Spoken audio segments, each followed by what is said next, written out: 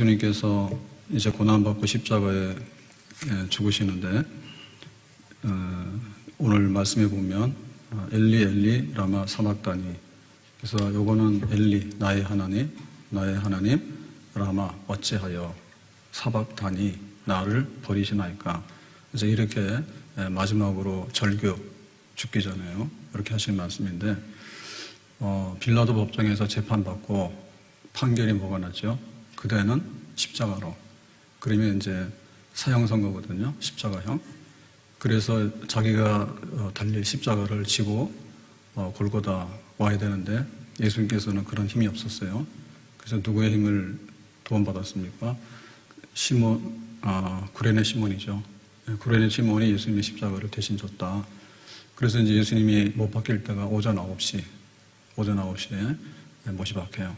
그러면 제일 먼저 당하는 고통은 육신의 고통이겠죠. 손에 못이 박히고 또 발에 못이 박히고, 그러면은 사람의 체중이 있잖아요. 그래서 이렇게 매달아 놨기 때문에 밑으로 이렇게 내려가는 힘이 있죠. 그게 전부 다 어디로 갑니까? 손과 그다음 발.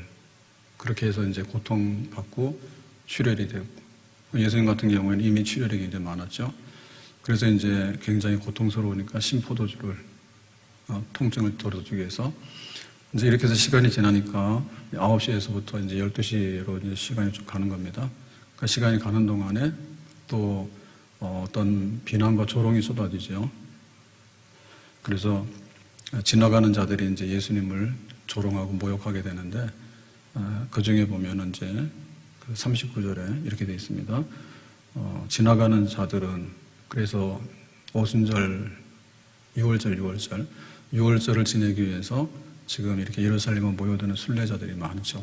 그래서 그들이 이제 골고다의 처형장을 지나서 이렇게 보면서 오잖아요. 그때 머리를 흔들며 예수를 모욕하여 뭐라고 말했느냐면 40절에 성전을 헐고 사활에 짓는 자여 네가 만일 하나님의 아들이거든 그랬습니다. 그러니까 이제 예수님을 비난할 때 성전 헐었다, 성전 모독했다, 그 다음에 하나님의 아들이라고 했다, 신성 모독했다, 이제 거기에 대해서 조롱하는 거예요. 성전도 모독하고 또 하나님의 아들이라고, 자기가 하나님이라고 하는 신성 모독하고 그러더니 잘 됐네. 자, 이렇게 조롱을 하는 거죠. 그 다음에 또 누가 조롱 멸시했습니까? 41절에 보니까 그와 같이 대제사장들도 서기관들과 장로들에게 함께 희롱하여 이르되, 그래서 지나가는 사람들, 그 다음에 뒤에서 이 조종했던 사람들 있죠. 그게 이제 사내들인 회원들이거든요. 그러니까는 그 예루살렘의 영적인 종교적인 지도자들, 이런 사람들은 굉장히 아주 교활하잖아요. 그래서 예수님 처형당하면서 보면서 자기들이 이제 성공했다, 그렇게 이제 굉장히 좋죠. 그러면서 하는 말이 42절에 남은 구원하였으되 자기는 구원할 수 없도다. 그래서 항상 뭐 이렇게 구원할 것처럼 하더니 십자가에서 처형당하고 있네, 죽어가네. 그가 이스라엘의 왕이로다. 그러니까는 예수가 이스라엘의 왕이라고. 며칠 전에 이제 예루살렘에 들어왔을 때 사람들이 종려나무 가지를 흔들면서 호산나, 호산나, 우리를 구원하소서, 유대인의 왕이시여, 다윗의 자손이시여, 메시아이시여, 이렇게 막 환영받았잖아요. 그러면 와가지고 뭔가를 해야 되는데 정치적인 행위를 해야 되거든요. 그 정치적인 행위라는 것은 이 로마 사람들을 이렇게 물리치는 뭔가 이런 거를 거사를 해야 되는 거예요. 예수님 안 하셨거든요. 그러니까 이제 유대인의 왕이라고 하더니, 그리고 뭐 그리스도라고 하더니 뭐 아무것도 안 하고 죽어가잖아. 역시 이제 이렇게 비난을 했습니다. 자, 그 다음 마지막에 44절에 보면 함께 십자가에 못 박힌 강도들도 이와 같이 욕하니라. 그래서 십자가형이 집행이 될 때 좌편강도 우편강도가 있었잖아요. 근데 이제 그들도 합세해가지고 예수가 그리스도냐, 너나 구원해라, 그러고 비난하는 거죠. 그러니까 예수님이 이제 피를 흘리면서 이렇게 그 고통당하는 육체적인 고통, 그거는 인류의 죄값입니다. 그러니까 우리의 죄값을 다 지불하는 고통이에요. 그러니까 우리가 당하는 여러 가지 고통 중에서 못 먹어서, 그 다음에 아파서, 뭐 사고 나서, 그러니까 우리가 인간이기 때문에 가지고 있는 고통이 있죠. 총량이 얼마일까요? 집에서 나오는 쓰레기가 굉장히 많거든요. 근데 쓰레기를 그냥 하면 안 된단 말이에요. 그래서 종량제 거기 봉투로 사서 담아서 버려야 돼요. 돈 내고 버려야 돼요. 그러면 그 양이 있어요. 그러면 새벽마다 요 쓰레기를 수거하는 밤에 와서 이렇게 그걸 다 해요. 그러면은 요 고양시에 있는 우리 집에 있는 쓰레기가 배출이 돼가지고 막 난지도로 가다가 그것도 안 되니까 지금은 뭐 소각하다가 안 되니까 막 바다로도 버리고 막 한다잖아요. 그래서 말이 그러지 그냥 바다가 더럽습니다. 여기서 쓰레기가 막 저기 막 지구 끝에 가서도 발견되고 막 그래요. 그게 총량이 있는데요, 총량이. 우리가 당해야 될 고통의 총량이 얼마냐. 지금 막 배고파 죽는 사람, 아파 죽는 사람 천지예요. 그거를 예수님께서 몽땅 짊어지신 거예요. 그러니까 십자가에서 못 박혀서 고통이 얼마나 힘든 걸 아시겠죠? 우리가 산통이 굉장히 힘들다 하잖아요. 그러면은 막 죽으라고 막 산통에 와가지고 하면은 해산에 수고가 있으면 하나 나온다고, 하나. 제조 좋은 사람은 쌍둥이 둘도 나오고 셋도 나와요. 그러니까 그 예수님의 그 고통의 그 전체를 보면 그게 얼마나 힘든 걸 알고요. 그리고 우리가 살아가면서 소위 말하는 이렇게 정신적이거나 혹은 이렇게 마음으로 오는 그 고통이 있잖아요. 외로움. 외로움이 있으면 그 외로움의 그 양을 밥 먹는다 해서 그게 없는 건 아니에요. 네, 그 다음에 또 갈등이 있잖아요. 싸운다니까. 미움이 막 나오고, 그 다음에 이제 비난을 받고, 또 모험을 받고, 이런 것들이 굉장히 심해. 그래서 육신적으로 볼 때는 멀쩡하더라도, 예, 이런 것이 안 되면 그냥 죽는 거예요. 그게 그 사망이에요, 사망. 그 양이 얼마나 많은지 몰라. 그래서 전 국민의 뭐 20% 이상이 병원에 치료를 받아야 될 정도로 정신적으로 아프고 고통을 받고 있다고요. 안 가서 그렇지. 잠재적인 환자가 그보다 더 많아요. 그래가지고 뭐 우리나라가 앓고 있는 병 중에서 예, 굉장히 많은 것이 뭐냐면 불면증입니다. 이게 스트레스 지수가 많이 높아서 그런 게 있어요.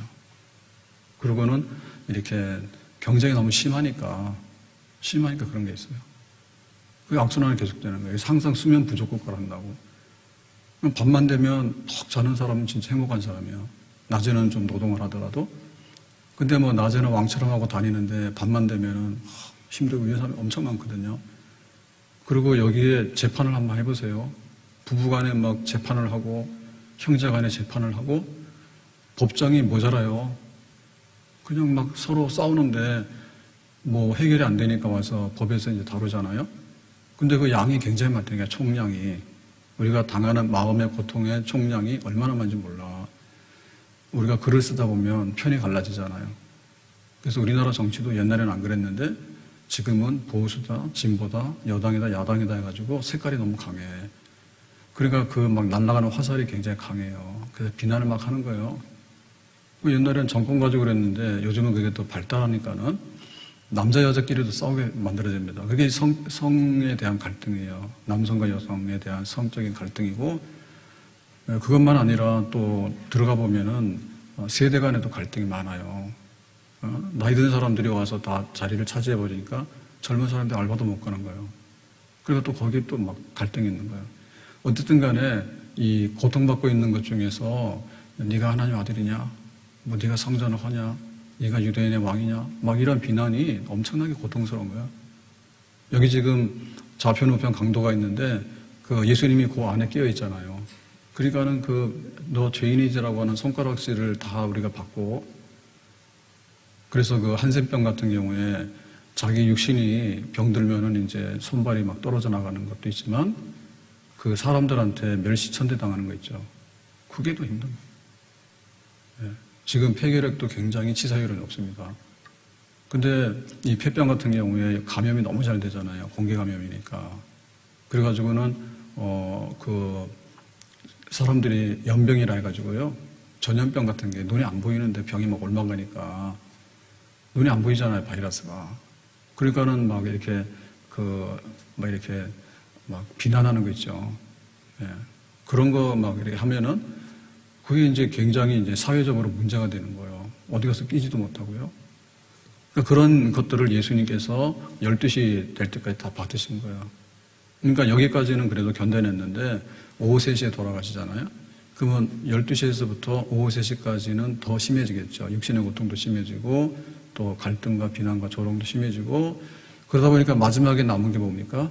마지막에 나는 게 영적인 거잖아요. 제일 깊은 곳에 있는 거. 제일 깊은 곳에 있는 거. 마지막 생명에 꺼져가는 거고. 이제 그 부분에 대해서 예수님이 감당을 하시는 거예요. 그러니까 우리가 오는 주일이 이제 부활주일인데, 부활주일은 다시 살아나셨잖아요. 다시 살아나셨다는 얘기는 산 사람이 부활했다는 말은 안 맞아요. 산 사람이. 그 다음에 기절했다가 정신 차린 사람 보고 부활했다고는 안 해요. 제정신 돌아왔다 하지. 이게 부활했다라고 하는 얘기는 죽었는데 살아났다. 3일이면은 썩거든요. 썩었는데 다시 살아났다. 이런 거예요.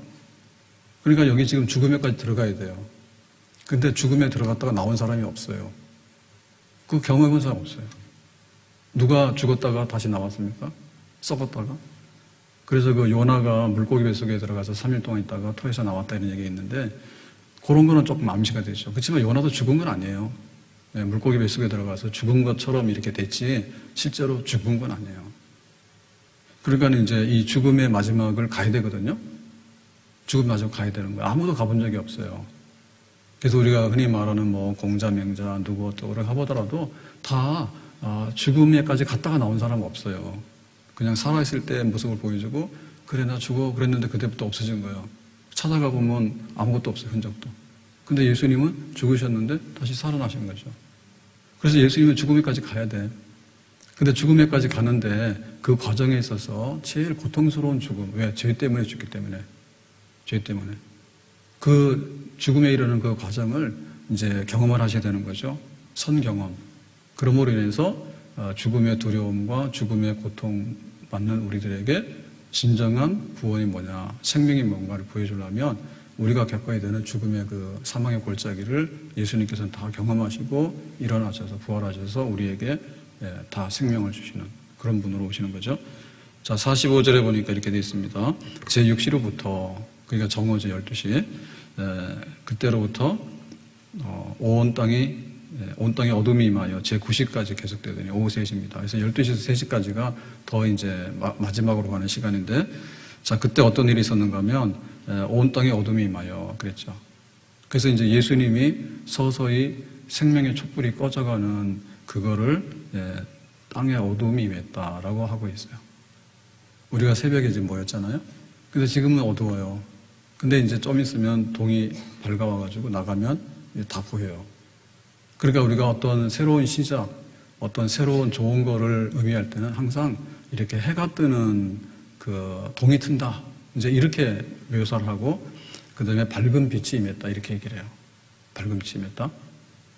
바울 같은 경우에 예수님을 믿는 자들을 체포하기 위해서 다메섹에까지 가죠. 다메섹에 가는데 그때 정오쯤 12시에 어떤 일이 있었는가 하면 12시니까 완전 대낮 중에 대낮이잖아요. 더울 때 중에서 제일 덥잖아요. 근데 그때 해보다도 밝은 빛이 임했다고. 그 12시라 해가지고 바울이 눈을 못 뜬 건 아니에요. 밝다. 그런데 눈 뜨고 있은 거죠. 근데 너무나 강한 빛이 오니까 바울이 앞에 안 보이면서 낙마 떨어지거든요. 그러므로 인해가지고 뭐가 되냐면 바울이 새 사람이 되는 거예요. 중생에서. 예수 믿게 되는. 그러니까 바울이 이제 사울이 바울 되는 회심의 과정이 빛 가운데 이렇게 새 사람이 됐다. 이러면 맞는 거예요. 근데 예수님은 살아계시다가 죽으셔야 되잖아요. 그러니까 어떻게 해야 돼? 밝은 빛이 임하고 이러면 안 되지. 12시면 해가 제일 밝아야 된다고. 근데 어떻게 했습니까? 정반대로 어둠이 임하고 밤이 임하고 죽음이 이제 확 오기 시작하는 거죠. 이건 막을 수가 없잖아요. 우리가 뭔가 이렇게 있을 때는 손바닥으로 가리면 되거든요. 하늘을 손바닥으로 가릴 수 있냐면 못 가리잖아. 그러니까 뭐가 어둠이 왔을 때 불을 켰으면은 그게 아무것도 효과가 없잖아요. 너무나 이 어둠이 강하기 때문에. 여기는 밝아질지 모르지만 전체로 보면. 그러니까 온 인류의 모든 사람들에게 쏟아지는 이 죽음의 흑암의 분량이 있는데, 그 흑암의 분량을 예수님께서 경험을 하시는 거죠. 어두워진 거야. 이 밝은 세상이 갑자기 어두워지기 시작하는 거야. 그러니까 여기에 뭐가 지금 임했습니까? 하나님의 진노와 심판이 임한 거지. 하나님의 진노와 심판이 임한 거죠. 해가 떴다. 근데 너무나 봄바람이 좋다. 그러면 생명과 축복의 시간이 임하는 거예요. 근데 어두워지면서 지금 이게 막 죽어간다라고 하는 것은 심판과 진노의 시간이 임한 거예요. 근데 그거 우리가 받아야 되는 거예요, 죄인들이. 근데 예수님께서 지금 그걸 받으시는 거예요. 그러니까 여기 어두워지고라고 하는 얘기는 이제 하늘이 울고 땅이 울고 그래서 너무나 비통하고 안 된 일. 사실은 그 애굽에도 보면 열장이 내렸을 때 바로 왕이 굴복을 안 합니다. 우리 이스라엘 백성들을 해방시키라니까 뭔 소리 하냐? 그 모세가 가서 해방시키라 그러니까 안 돼 이러잖아요. 그러다가 마지막에 바로 왕이 이제 굴복을 하잖아요. 굴복할 때 뭐가 임했습니까? 장자가 다 죽었어요. 집에 있는 짐승 중에서도 초태생이 죽고 자녀들 중에서도 장자, 초태생이 다 죽었어. 그러니까는 바로 왕이 어떻게 해요? 좀 있으면 멸종하잖아요, 애굽이. 그러니까 항복했잖아요. 근데 그 항복하기 전에 어떤 게 왔냐면 어둠이 임하죠. 어둠이 임하니까 항복했다가 어둠이 지나가고 나니까 안 항복이래잖아. 근데 마지막에 사망으로 콱 치니까 항복, 마음 변했냐? 진짜 항복? 이렇게 되잖아요. 그래서 이 어둠이 임하고 해서 예수님의 이제 마지막 생명 이 촛불이 이제 꺼져가게 되는 건데, 이제 우리가 이제 전기를 킬 때는 딱 스위치를 누르면 순식간에 불이 되기 때문에 우리가 그걸 포착을 할 수 없어요. 그리고 불을 끄잖아요. 이것도 스위치 작동에 따라서 딱 꺼지는 거예요. 근데 이제 옛날에 이게 촛불을 켜고 있잖아요. 그럴 때는 우리가 그냥 장작 같은 걸 떼고 있잖아요. 그럴 때 보면 불이 순식간에 꺼지는 게 아니에요. 촛불 끄더라도 마지막에 꺼지는 시간에 연기가 서로 올라와요. 공기하고 이렇게 만나서 타고 있잖아요. 훅 부니까 이제 이게 꺼지잖아요. 지금 산소가 공급이 안 되니까. 그럴 때 연기가 뽀로록 올라온다고. 뽀로록 올라온다고. 그러니까 마지막에 이 장작이 확 타다가 이게 서서히 이제 꺼져갈 때도 불이 시들어지면서 마지막에는 연기가 뽀로록 올라온다고. 그게 이제 예수님께서 그 오후 3시로 가는 동안에 나타나는 현상이에요. 그 마지막에 불꽃, 마지막에 희미한 연기. 근데 이것마저도 사라지면 사망. 그러니까 이 사망의 문턱에까지 가는 거야. 12시, 1시, 2시, 3시 여기서 가는 거예요. 그때 하시는 말씀이 이거예요. 46절에 예수께서 크게 소리질러 이르시되 제9시쯤에 오후 3시가 된 거예요. 예수님 죽으시는 시간이 다가오니까 이제 어떻게 돼요? 우리로 말하면 호흡이 돼야 안 돼요. 호흡이 안 되는 거죠. 호흡이 안 되는데 갑자기 안 되는 게 아니라 이렇게 안 되기 시작해서 마지막에는 정말로 딱 멈추는 순간이 오죠. 바로 그 순간이 이제 오기 시작하는 거예요. 그러니까 그때 이제 크게 소리 질러라고 한 얘기는 그 마지막 남아있는 에너지를 다 뿜어내는 거지. 마지막 남아있는 생명의 불꽃을 다 태우는 거지. 그러니까 예수님은 진짜 죽은 거야. 예수님이 진짜 죽은 거야. 그래서 예수님이 살아날 때 진짜 살아난 거예요. 그래서 우리가 사망과 생명의 이 경계를 보통 사람 잘 몰라요. 근데 의학적으로는 판단할 수 있거든요. 의학적으로는 뭐 심정제가 됐다든지 뭐 동공이 풀렸다든지 뭐 이러면은 그냥 사망이다 이렇게 하는 거예요. 근데 우리는 이런 걸 잘 경험 못 해. 근데 예수님께서는 크게 소리 지르면서 이제 내 생명이 끝나네 라고 하는 그 순간을 성경 기록하고 있는 거예요. 그때 하신 말씀이 엘리 엘리 라마 사박다니 하시니 나의 하나님 어찌하여 나를 버리시나이까. 하나님 아버지하고 하나님 아들 관계는요, 제일 무서운 것이 뭐냐면 단절인데요. 이 단절이라고 하는 것은 상상할 수 없는 일이에요. 성부 하나님, 성자 하나님, 성령 하나님. 그런데 영원하신 성부 하나님, 영원하신 성자 하나님, 전능하신 성부 하나님, 전능하신 성자 하나님. 그러니까는 하나님과 하나님의 아들은요, 그래서 삼위일체라는 말은 같다는 말이기 때문에 이거는 떨어진 적이 없어요. 영원부터 아버지와 아들은 아버지 아들 위격으로 존재하시는 거예요.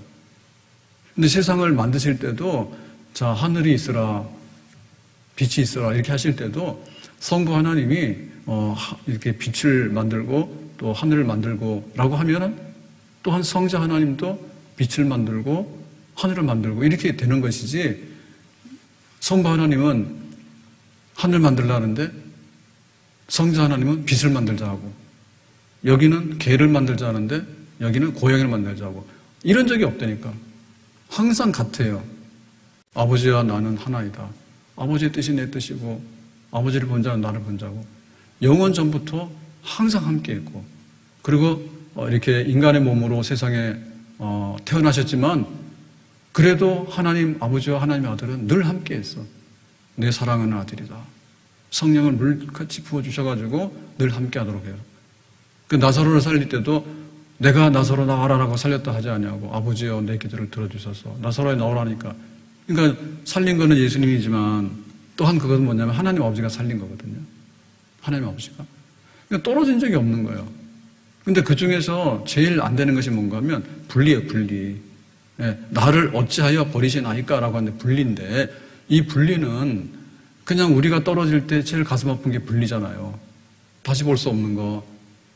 그래서 부부간에 이렇게 막 나중에 한 사람이 죽고 그러면은 충격이 굉장히 심해요. 막 자식이 죽어나가도 충격이 굉장히 심해요. 이 떨어진다고 하는 것이 마지막에 영혼에 있어서요, 제일 고통스러운 거예요. 떨어진다, 분리된다는 것이. 버리는 거예요, 버리는 거예요. 죽음으로 버리는 거예요. 그러니까 예수님께서 이거를 감당을 하셔야지 진짜 죽은 것이고, 진짜 살아나신 거예요. 그러니까 우리의 구원이라고 하는 것은 부분적인 구원이 아니에요. 뭐 선전할 때마다 그런 영향들을 많이 받잖아요. 선전 중에서 유명한 카피라이터가 들어오게 되면 복 받으세요 그러면 복 받으세요 이렇게 하고 막. 근데 한때 2%가 부족해요, 1%가 부족해요 이런 광고 많이 나왔거든요. 그러니까 교회에서 뭐라 하냐면 2% 부족하신 분들은 교회로 오세요 이래요. 이런 거는 내어 걸르면 안 돼요. 2% 부족한 게 무슨 구원이에요? 98% 가지고 살지. 눈 하나 빠져도 사는데 눈 하나 빠진 사람 여기 구원 오세요 그러면 그거 아니죠. 눈 2개 다 빠진 사람도 구원받는 거예요. 아멘? 그러니까 죽은 사람이 구원받는 거예요. 우리는 육신도 죽고 우리는 영도 죽고 다 죽은 사람이에요. 그래서 예수님께서 이걸 통해서 부활하심으로 우리에게도 완전한 생명을 주시는 거예요. 그게 진짜 구원입니다. 그러니까 예수님의 고난받고 죽으심이라고 하는 것은요, 전부 다를 가져가시는 거예요. 그 마지막에 받아야 되는 관문이 뭔가 하면 이 마지막 숨이 끊어지면서 하나님 아버지, 내가 왜 이 음부에 던져져야 됩니까? 이건 있을 수가 없는 일이거든요. 하나님 아버지가 하나님의 아들을, 하나님의 아들이 어떻게 이렇게 죽음에 던져지고 또 음부에 던져집니까? 될 리가 없죠. 부자 나사로 비유해보면 그렇잖아요. 부자가 날마다 호화로이 잔치하다가 죽었어 어느 날. 그랬더니 음부에 갔어. 왜 갔어요? 하나님도 없고 없다 했으니까 하나님이 없는 데가 음부입니다. 그냥 지옥입니다. 근데 얘 나사로는 딱 보니까 어디 있어요? 아브라함의 품에 있다, 낙원에 있다, 천국에 있는 거예요. 왜 그랬어요? 하나님 생각하고 믿었겠죠. 그래가지고는 이제 이 부자가 정신 차려서 여기는 물 한 방울도 없네, 물 주세요 그러니까 안 돼 그랬거든요. 아니 좀 주면 안 됩니까? 여기 굉장히 많은데 흔한 게 물인데 안 돼 그때. 그러니까 이 천국과 지옥, 이 낙원과 음부의 이 경계선은요, 물 한 방울도 오고 갈 수가 없어요. 그래서 그게 완전한 분리인 거예요. 완전한 분리인 거예요. 아멘? 세상에서는 구렁이 담 넘어간다고 적당히 하면은 가서 얻어먹을 수도 있고, 뭐, 그래요. 예? 놀부가 막 동생 때리면은요, 여기 뺨 맞을 때 밥풀 하나 붙으면 그것도 뜯어먹을 수 있는 거예요. 부스러기라도 있는 거예요, 세상에서는. 근데 이 하나님의 진노와 하나님의 심판이 쏟아지면요, 절대적으로 던져진 거에 대해서는요, 어느 누구도 거기에 접근하거나 뭔가를 도울 수 있는 게 없어요. 그 철저하게 우리는 100% 구원을 받아야 되는 겁니다. 아멘? 2% 채워지는 게 아니에요. 그러니까는 전적으로 예수님이 주가 돼야 되는데 못 되는 거예요. 나 아직도 먹고 살만한 게 남아있다고요. 그래서 뭐 좀 주시면 좋고 안 주시면 내 거 가지고 살고 그런 마음이 있는 거지. 우리 사망에 대해서 그런 거예요. 사람들은 굉장히 미련이 있어요. 뭔가 될 것 같지라고 하는 기대가 있기 때문에 뭐 없다고 산단 말이에요. 근데 실제로 우리는 이미 죽은 자라니까요. 어찌하여 나를 버리시나이까. 이 통분이죠, 통분. 그 중에서도 제일 마지막이 사망에 던지는 통분이에요. 우리 함께 살았으면 좋겠어. 근데 내가 죽어가는 거예요. 그걸 어떻게 말리냐 말입니다. 예? 재벌이 뭐 마찬가지죠. 삼성이나 현대나 다 재벌이 일어나는데 마지막에 못 건진 건 뭐예요? 자기 생명을 못 건졌어요. 아산병원, 삼성병원 세워놔서 많은 병원에 진료를 하고 있지만 당사자들은 거기에 마지막에 병원에 입원했지만은 살아나는 혜택은 못 누렸다니까요. 어찌하여 나를 버리시나이까. 그래서 공자가 말했습니까? 태산이 무너지는 것처럼 내가 무너지는데 어떻게 좀 나 좀 안 되지요. 아무리 많은 그런 세상적인 지식이 있고 윤리 도덕이 있다 하더라도 이 죽음의 문제를 일으킬 수 없대요. 태산이 무너지는데 누가 와서 그걸 막을 수 있냐고. 그냥 무너지는 거지. 무너지는 거지. 그래서 우리는 회사에서도 너 나가라고 해서 해고 통지를 받으면은 충격받아요. 충격받죠? 너 사회에서는 나가 그러면 감옥 가 있는 거예요. 충격받는 거예요. 너는 대한민국 사람 아니야 해가지고 쫓겨나서 버림받았어. 그래서 막 외국에서 떠돌다 죽는 사람들 있잖아요. 충격받는 거예요. 근데 마지막에 있어서 제일 큰 충격받는 건 뭐냐면 요 사망의 골짜기로 들어가는데 누가 나 좀 빼달라 하는데 아무도 못 빼주는 거예요. 벚꽃이 화려하게 피었어요. 좋지요. 그런데 꽃잎이 가루가 돼가지고 팍팍 떨어졌는데 그거 막 마당에 쓰느라고 야단이더라고. 얼마나 많은지 잘 되지가 않아요. 거기 하나하나 떨어지는 그 꽃이 여기 달려있을 때는 이뻤는데 떨어질 때는 뭐예요? 쓰레기란 말이에요. 그걸 계속 쓰는 거예요, 와서. 꽃잎 가루가 막 날려지는데 바람에 날려지면요, 더 이거 빗질을 못해요. 빗자루질도 못해요. 그럼 막 흩어지는 거예요. 근데 누가 예를 들면은 벚꽃 그 꽃이 떨어져서 가루가 돼서 바람에 날아가면서 여기 날아가는 요만한 벚꽃 가루가 어찌하여 나를 버리시나이까 다시 그 올라가서 붙어서 벚꽃 다시 핀 거 봤어요? 못 봤어요? 없어요. 진짜 국물도 없어요. 고양시에 몇몇 명이 살잖아요. 수년 내에 다 어찌하여 나를 버리시나이까 다 꼴딱 갑니다. 다 갑니다. 근데 이게 무신론자들이나 신앙이 없는 사람들은요, 그게 눈에 안 보이는 거예요. 근데 우리 눈에 보이는 거예요. 아직도 안 보여요? 제 눈에 보여요. 너 하나님 믿는 게 좋아요. 다 총량이라니까요. 뒤집어 써가지고, 야, 네가 왜 거기 막 화형이 아니라 화장터. 죽은 사람들 처리해야 되니까 화장하라는데 냄새나고 오염되니까 하지 말란단 말이에요. 그건 남 얘기인 거예요. 다 들어가는 거예요, 거기에. 다 들어가는 거예요. 죽으면 쓰레기예요, 육체는. 놔두면 안 되는 거예요, 병균투성이니까. 그러니까 내가 소각시켜서 없어지는 거예요. 다 들어가는 거예요. 근데, 죽은 사람들 저거 안 돼. 산 사람들 우리 잘 살아야 돼. 기분 나빠. 너 저리 가. 황룡산도 공동묘지예요. 죽은 사람 되게 많아요, 여기 무채인사 굉장히 많아요. 그 옆에다 아파트 짓고 지금 살고 있거든요. 어제 바람 방향이 안 좋으면은 요 갈비집에 냄새가 이 교회 마당까지 들어와요. 바람 타고서. 갈비 냄새가 진동하지만 저 조금만 올라가면요, 100m만 올라가면요, 썩은 사람들 냄새가 진동하는 겁니다. 다만 우리가 냄새를 못 맡을 뿐이지. 그래서 이거 어찌하여 버리시나이까라고 할 때, 이거를 예수님께서 해결해 주셔야지 되죠. 마지막 가서는 어찌하여라니까 어찌하여. 돈 좀 모자라도 살지 뭘 못 살아. 살지. 그런데 마지막에 생명줄이 끊어지게 되는데 생명줄 끊어지는 것에서 영혼의 생명줄이 끊어지는 거에 대해서는 어떻게 할 수가 없다니까요. 하나님 없는 것에 던져지는 것을 누가 빼내느냐고. 못 빼낸다니까요. 그러니까 예수님께서 거기 들어가신 거예요. 음부에 들어가신 거예요. 3일 동안에. 왜 우리가 가야 되는데 가지 마라. 어떤 거 가는 거예요? 나 예수 믿어요라고 하면 음부에 안 가도록 하기 위해서 이미 거기 쪽에 가서서 다 빼내신 거예요. 아멘? 이 김유정 지금은 이렇게 춘천 가는 데 보면 역 이름을 이렇게 해가지고 기념하고 있는데 문학가 김유정, 봄봄, 뭐 동백꽃, 뭐 소낙비 뭐 이런 소설 썼죠. 근데 이분도 요절했거든요. 요절했는데 30살, 30. 옛날에는 이런 분들 굉장히 많았어요. 그러니까 우리는 지금으로 말하면 다 골동품들이에요. 100년씩 가는. 재주 좋은 사람들은 30에 죽은 사람도 엄청 많아요.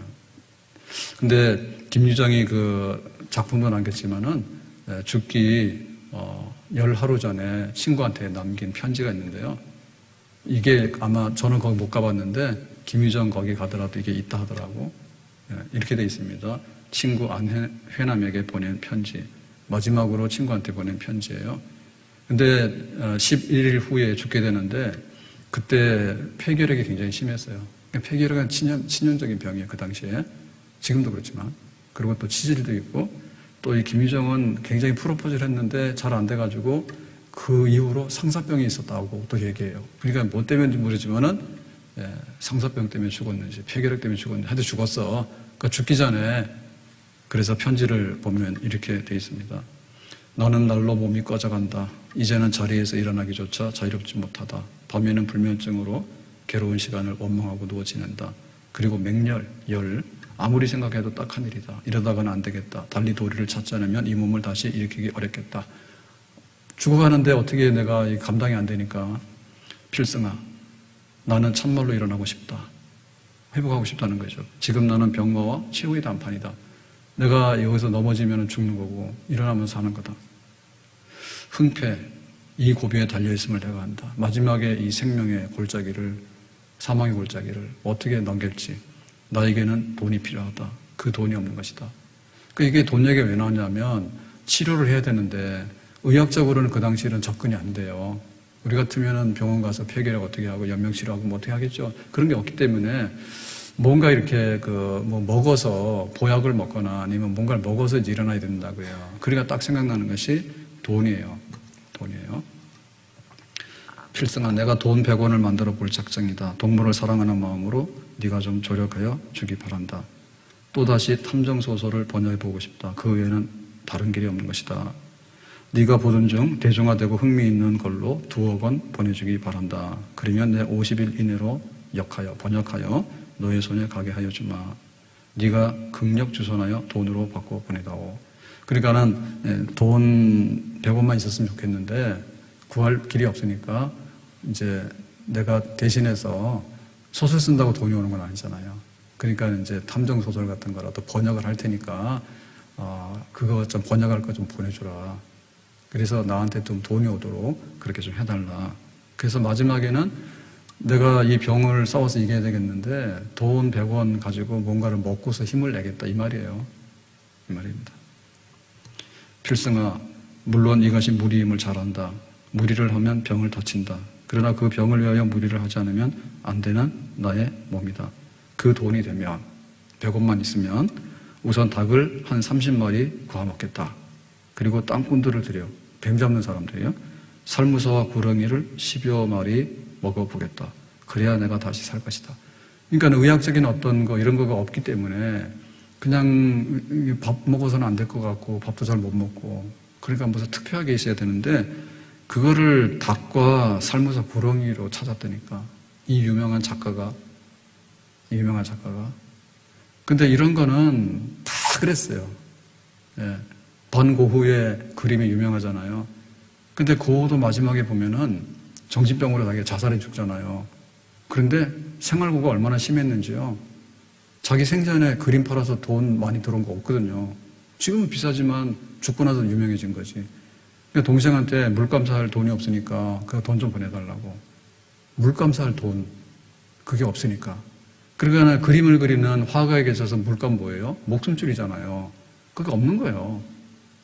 그러니까 내가 그림을 그리고 싶은데 그거 좀 보내달라고. 그렇게 매달리면서 살다가 뭐 이렇게 정신병으로 죽게 돼요. 여기 보면 유정이도 그런 거예요. 예? 이 고상한 문학가가 말이에요. 소설가가. 예? 닭 30마리와 살무사와 구렁이를 생각하면서 내가 이거 있으면 살고 아니면 죽을 것 같은데 지금 이렇게 매달리고 있는 겁니다. 필승아, 마지막에 나는 지금 막다른 골목에 맞닥뜨렸다. 이게 죽음의 골목인데 빠져나갈 수가 없잖아요. 나로 하여금 너의 팔에 의지하여 광명을 찾게 해다. 내가 좀 건강해서 살았으면 좋겠다. 요즘 나는 가끔 울고 누워있다. 모두가 답답한 사정이다. 반가운 소식 전해다오. 기다리마. 이게 이제 죽기 전에 남긴 마지막 편지 글입니다. 친구에게 구명을 요청하잖아요. 안 되잖아요. 우리가 느끼는 게 그런 거예요. 그래서 예수님이 십자가에 고난당하고 죽으셨다라고 얘기를 할 때 그 분량이 어떤 분량이고 예수님께서 마지막에 어찌하여 나를 버리십니까? 라고 이렇게 하셨던 이거는 그 사망의 분리, 버림받는 것 중에서 죽음으로 버림받는 게 제일 큰 건데 죽음으로 버림받는 그 모든 거는 뭐냐 마지막에 이것 좀 어떻게 해결했으면 라면 어찌하여 라마 어찌하여 이게 해결이 안 됩니까? 모든 사람들이 금어가다가 나중에는 이렇게 죽거든요. 그러고 나면 그 영혼이 음부에 던져지게 되면 속절없이 영원토록 빠져나올 수 없는데요. 떨어지는 거예요. 그 낭떠러지 절벽에 딱 섰을 때 여기서 흔들흔들 하는데 떨어지면 죽는 거란 말이에요. 근데 누군가 와서 딱 잡아주면 살 것 같아. 어찌하여 여기로 떨어집니까? 좀 누가 좀 나 구명해 주세요 라고 하는데 그 소리가 전지구상에 울리는 거죠. 마지막에 숨을 헐떡헐떡 하는데 그걸 모아보세요. 병원에서 심박동합니다. 마지막에는 이게 심장 박동이 거의 없습니다. 호흡도 없습니다. 삑, 띡 이렇게 하잖아요. 한 사람이 하는데 소리 잘 안 들리거든요. 근데 그걸 확대하면 드라마나 영화에서 확대하면요 실감나요. 와, 이렇게 마지막에 죽어가는 그거를 다 모아보세요. 다 모아보세요. 미세먼지 총량을 다 모아보세요. 얼마나 많은가. 다 죽어요. 코로나 바이러스 다 모아보세요. 지금 사람 몸 밖에 있어서 그렇지 사람 몸 안으로 다 들어오게 해보세요. 지구 멸종이에요. 죽음에 이르는 이거를 다 모아놓을 때 그 고통과 그 분량이 얼마나 많은지 그거를 예수님께서 다 어찌하여 나를 버리십니까? 라고 하는 말로 싹 빨아들여가지고 다 가져가서 토해내서 부활해서 어찌하여 우리가 살아났습니까? 너무 뜻밖의 새로운 생명을 얻었어요. 그거 만들기 위해서 예수님께서 이 길을 가신 겁니다. 그러니까 십자가는 두 가지 성격이 있는데 하나는 뭐냐면 하나님의 무서운 진노와 심판이 쏟아지는 게 십자가예요. 아버지가 어떻게 아들을 버리십니까? 육신의 아버지 아들도 잘 안 버리는데 하나님 아버지와 하나님 아들 사이에 그런 적이 없어요. 세상을 만드시고 지금까지 아버지 아들은 분리된 것이 없고 뜻이 다른 것이 없고 아무것도 없었어. 하나예요. 그런데 이 우리의 죄를 뒤집어 쓰고 죽어야 되는 순간만큼은 버림받는 거예요, 아들이. 그게 바로 뭐냐면 하나님의 무서움이에요. 하나님의 진노예요. 우리가 받는 것 중에서 무서운 게 뭐냐면 너 못 살아라 그러면 제일 그 충격받는 거예요. 그 이상 뭐가 있어요? 아버지가 어떻게 아들을 버립니까? 진노예요. 그거를 예수님께서 대신 받아 마신 거예요. 아버지 이 잔을 내게서 옮겨주십시오. 그러나 내 원대로 먹읍시고 아버지의 원대로 되기를 원합니다. 다 받아 마시겠습니다. 나에게 주세요. 그러니까 이건 다른 말로 말하면 뭡니까? 내가 너를 사랑한다. 베드로가 예수님을 사랑한다고 했다가 망신당했어요? 도망가고 예수님이 찾아갔어. 너 나 사랑해? 사랑해요. 아시잖아요. 예수님께서 얼마나 사랑하시면은 밥 주고 돈 준 다음에 야 죽는 문제 이런 거 하는데 해결 못해. 네 알아서 해. 우리 부부간에도 그러고요. 우리 부모 자식 간에도 그러고요. 세상에 누구도요. 손 못 대는 부분이 있는 거예요. 그거는 우리가 접근이 안 되는 거예요. 그래서 우리가 할 수 있는 사랑 중에 제일 큰 건 뭐냐? 목숨 대신 내주면 사랑이야. 그거 하세요. 목숨 대신 내주면 그게 사랑이야. 근데 막 사랑해요 이랬다가 그 다음날 막 딴짓하는 건 사랑이 아니죠. 조건만 달라지면 돌아서는 건 사랑이 아니죠. 예수님께서 이거를 대신 받아 마시는 것은 뭐냐면 하나님 편에서 볼 때는 공의에 대한 집행이고 우리로 볼 때는 뭐냐면 하나님의 사랑에 대한 혜택이요. 하나님 날 사랑을 갖지 않다고 멍청하기는. 받은 걸 생각해 보라고. 사랑이라는 게 뭐예요? 와가지고 여기 어디 물건 사러 오거나 뭐 하면은 어서 오세요 안녕 가세요. 그게 사랑이에요? 그럼 나랑 무슨 상관이 있어요?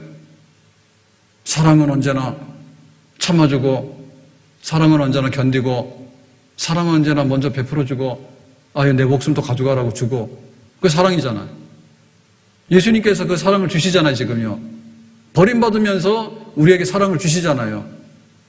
버림받는 것의 반대는 뭐예요? 되찾는 거죠. 버림받는 것의 반대는 되찾는 거잖아요. 버림받는 것의 반대는 뭐예요? 함께하는 거잖아요. 예수님께서 버림받았기 때문에 우리는 하나님의 아들로 입양돼서 하나님과 함께하는 길이 열려지게 된 줄로 믿습니다. 버림받은 대가로 하나님 아버지와 함께할 수 있는 이런 선물을 이게 누리게 된 거예요. 그게 바로 예수님의 이름의 권세예요. 나 외에는 길이 없다고. 나 외에는 길이 없다고. 그거를 값을 지불하신 분은 예수님밖에 없어요. 그러니까 하나님이 함께 하신다, 우리가 하나님의 자녀가 됐다라고 하는 증명서는 뭐냐면은 뭔가 영수증이 있어야 될 거 아니에요. 우리가 말하면 출생신고 족보가 있어야 될 거 아니에요. 네가 왜 내 아들인데 여기 있잖아요. 못 믿겠는데 DNA 검색해보면 딱 나오죠. 유전자가 딱 나오잖아요.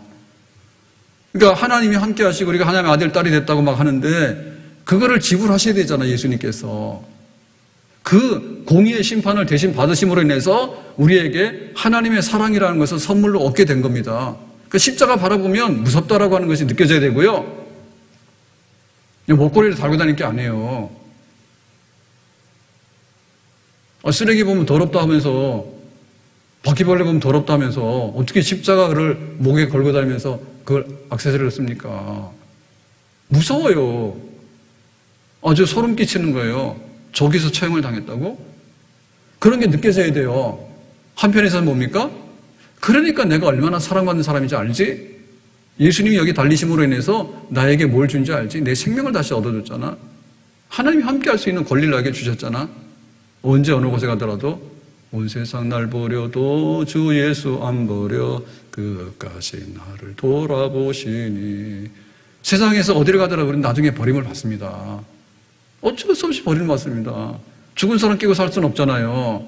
그게 가라해서 우리가 처리해 주잖아요. 장례식 지내잖아요. 어쩔 수 없이 우리는 할 수가 없어요. 그거를. 근데 그놈을 다시 가져와가지고 나와 함께 라고 할 수 있는 것이 얼마나 큰 선물인가. 거기에 대해서 우리가 사랑이죠. 사랑. 하나님 날 사랑한다고? 뭐냐고. 예수님께서 이렇게 어찌하여 버림받으셨기 때문에 우리가 그 대가로 하나님의 큰 사랑을 받게 된 거. 예수님의 사랑이 큰 선물이고 진짜인 줄 믿습니다. 하나님 날 사랑하신다고 느낌으로 옵니까? 아니죠. 느낌이 무슨 사랑이에요? 십자가에서 대신해서 형벌을 받아주신 것으로 인해서 우리가 얻게 된 혜택이 사랑이죠. 하나님이 이렇게 사랑하시는데 내 아들을 아끼지 않고 너에게 주신 네가 무엇을 더 아끼겠냐 이렇게 말씀하죠. 그 말씀 맞죠? 아들을 줬는데 뭐가 아까워요? 하나도 안 아까워요. 다른 건 다 부스러기예요. 우리는 십자가 앞에 나가서 참 감동을 받아야 돼요. 참 무서운데 그런데 예수님께서 나를 저렇게 사랑하시고 하나님께서 나를 이렇게 사랑하시는구나. 참 감사하다. 그런 감격과 그 은혜가 우리에게서 떠나서는 아니 될 줄로 믿습니다. 우리가 지옥 그러면 이렇게 생각하잖아요. 그런데 지옥을 예수님께서 대신 갔기 때문에 갈 일 없는 거예요. 갈 일 없는 거예요. 그것이 우리에게 주어진 혜택이 얼마나 고마운지 몰라요. 참 세상에 보면 아주 구구절절히 한이 맺힌 사건들이 많이 있어요. 어찌하여 나를 버리십니까? 그런데 사도세자가 뒤주에 갇혀서 죽잖아요. 아버지가 왕이 영조가 뭐라고 싸우니까 그러면 이거 안 된다니까 가둬라 해서 굶어 죽잖아요. 그 왕인 아버지가 이 왕의 권력을 위해서는요 아들도 죽도록 놔둡니다. 그러니까 그 죽어가는 사도세자가 얼마나 그래서 아버지 나 좀 구해달라고 살려달라고 소리치고 발버둥 쳤겠죠. 그 가둬 놓고 안 놔주는 거예요. 죽었어요. 그래서 죽었어요. 얼마나 절규했을까요? 아버지가 그래서요. 저 사람들 다 모함이에요. 모함이든 아니든 간에 아들을 살려두면 안 되는 거야. 안 빼주는 거예요. 그렇게 모질어요, 사람이. 죽었어요. 한이 맺히죠. 근데 어찌어찌 해가지고 이 사도세자의 아들이 왕위를 계속 못 하잖아요. 그러니까 이렇게 해가지고 뭐 긴 얘기 할 거 없고 그 사도세자 아들이 정조잖아요. 그 정조가 왕이 된 거예요. 그래서 이렇게 그 형을 받아서 죽었으면 그 아들은 왕이 못 되거든요. 근데 뭐 입양 가서 이렇게 왜 해가지고 정조가 나와서 한 말이 뭡니까? 첫 마디가 나는 사도세자 아들이라 이래버린 거예요. 그러니까 이건 말하면 안 돼요. 근데 그걸 말해버린 거예요. 그러니까 얼마나 그게 한이 맺혔으면 그럴까? 한이 맺혔으면. 세종대왕 유명하잖아요. 근데 세종대왕의 아들과 손자는 그렇게 유명하지 않아요. 근데 그 손자는 불행의 상징이에요. 단종. 영월에 유배돼가지고 삼촌한테 구테타 일어나가지고 쫓겨나가서 삼촌이 영월로 보내가지고 나중에는 죽이잖아요. 그리고 그 버림받은 그게 얼마나 클까. 세상에 구구절절이 이렇게 버림받아서 한 맺히고 끝나는 것이 세상이에요. 이러나 저러나. 하나님과 우리 사이에 버려! 그럴 때, 그게 현실인 거예요. 우리의 영적인 현실인 거예요. 그런데 예수님께서 거기에 개입하셔가지고 어찌하여 버림받으시냐고 하는 바람에 우리는 그거를 당하지 아니하고 하나님 아버지가 갈 수 있는 그런 길이 열렸기 때문에 참 은혜를 받고 사랑을 받고 복을 받은 사람인 줄로 믿습니다. 감사해야 돼요. 무섭지만은 내가 그 혜택을 받은 것에서는 감사하고 감격해야 됩니다. 웬말인가 다 같이요. 날 위하여 주 돌아가셨네. 이 본래 같은 날 위해 큰 해 받으셨네. 나 십자가 대할 때에 그 해도 빛 잃고 그 밝은 빛가리워서 감감게 되었네. 늘 울어도 눈물로서 못 갚을 줄 알아. 몸 밖에 드릴 것 없어. 이 몸 바칩니. 늘 울어도 눈물로서 못 갚을 줄 알아. 몸 밖에 드릴 것 없어. 이 몸 바칩니다. 늘 울어도 눈물로서 못 갚을 줄 알아. 몸 밖에 드릴 것 없어. 이 몸 바칩니다. 교회 전도사님 중에 제가 그런 분 봤거든요.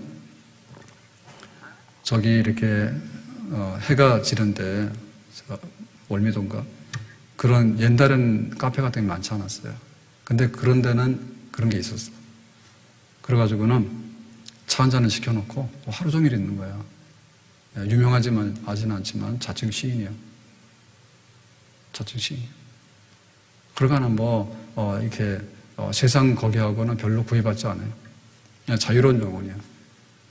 그러니까 그런 사람도 복이 없는 건 아니에요. 우리가 생각할 때는요, 커피 한 잔에 막 이렇게 최신 아이폰에 그 다음에 이렇게 온갖 걸 주렁주렁 매달고 거기다가 막 자동차까지 해가지고 또 막 원룸까지 해가지고 어떤 문명의 혜택에 반질가지는 걸 우리가 잘 산다고 보는데요. 그런 게 아니라 지리산에 가더라도 산속에 가더라도 혼자 사는 사람들 굉장히 많은데 만족하지 마라.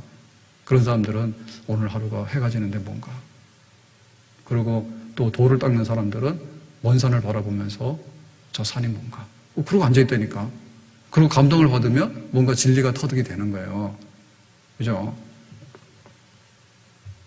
그래가지고는 이제 이 화초를 보면서 이 세상을 보는 사람도 있고 또 동물을 이렇게 같이 살면서 세상을 경험한 사람도 있어. 그러니까는 개나 고양이 없으면 못 살아. 그래서 긍정적인 면이 굉장히 많아요. 애정결핍이거든요. 뭔가 누가 나하고 마주쳐주는 사람이 아무도 없는 거예요.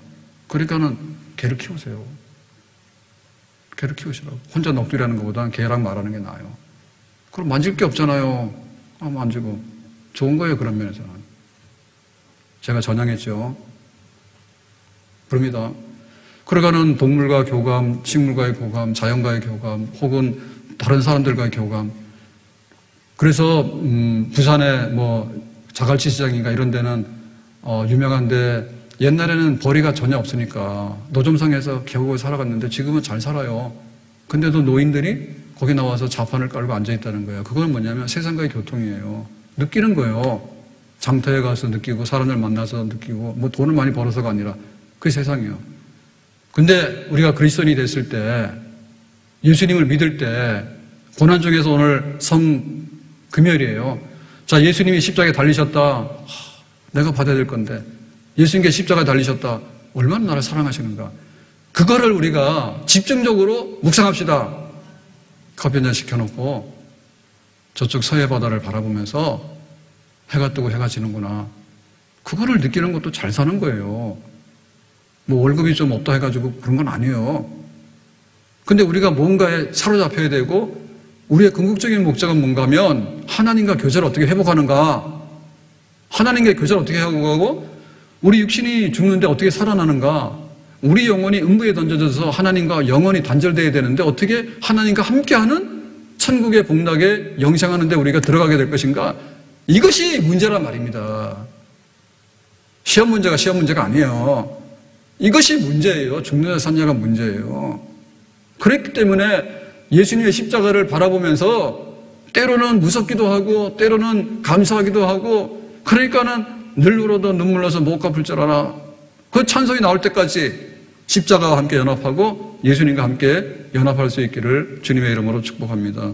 하늘 가는 밝은 길이 내 앞에 있으니, 다 같이요. 슬픈 일을 많이 보고 늘 고생하여도 하늘 영광 밝음이 어두운 괜을 헤치니 예수 공로 의지하여 항상 빛을 보도다. 하늘 가는 밝은 길이 내 앞에 있으니 슬픈 일을 많이 보고 늘 고생하여도 하늘 영광 밝음이 어두운 근을 헤치니 예수 공로 의지하여 항상 빛을 보도다. 예수 공로 의지하여 항상 빛을 보도다. 아멘. 예수님의 십자가의 고난과 죽으심, 하나님께 버림받으심, 이 모든 공로로 인해서 우리는 빛을 보게 되고 하나님 아버지라고 부르게 되고 하나님 아버지 계시는 곳으로 우리가 가게 되고 영원토록 하나님의 나라에서 하나님과 함께하는 생명을 누리는 복된 백성이 되는 줄로 믿습니다. 기도합니다.